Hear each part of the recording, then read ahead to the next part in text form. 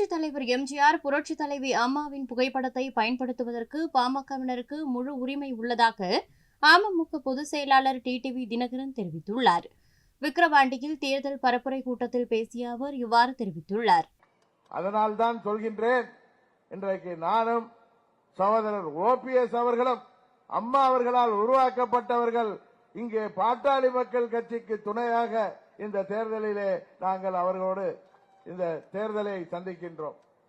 அம்மாவின் புகைப்படத்தையும் அம்மா தலைவரின் புகைப்படத்தையும் இந்த தேர்தலிலே பயன்படுத்துகின்ற அனைத்து உரிமைகளையும் பெற்றவர்கள் பாட்டாளி மக்கள் கட்சியைச் சேர்ந்தவர்கள் என்பதை நான் சொல்லிக் கொள்வதிலே பெருமைப்படுகிறேன்.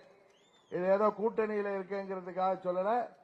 நான் சொல்ல அனைத்தும் இங்கே வருகை புரிந்திருக்கிறவர்களுக்கும் தெரியும், தமிழ்நாட்டிலே உள்ள அனைவருக்குமே தெரியும்.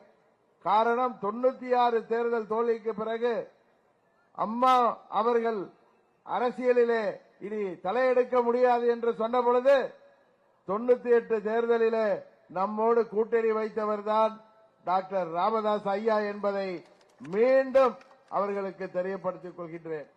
அதனால்தான் சொல்கிறேன், இன்றைக்கு ஒரு தவறானவர்கள் கையிலே அம்மாவின் இயக்கம் சிக்கிக் கொண்டிருக்கிறது.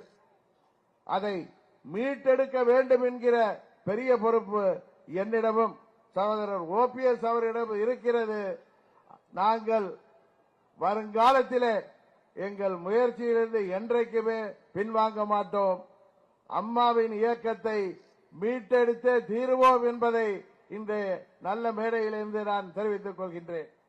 இன்றைக்கு தவறானவர்கள் கையிலே, சுயநலவாதிகள் கையிலே, பதவி வெறியர்கள் கையிலே, துரோக சிந்தனை உள்ளவர்கள் கையிலே அம்மாவின் இயக்கம் மாட்டிக்கொண்டிருக்கிறது. செய்திகளை உள்ளது உள்ளபடி தெரிந்து கொள்ள ரெஃப்ளெக்ட் நியூஸை சப்ஸ்கிரைப் பண்ணுங்க.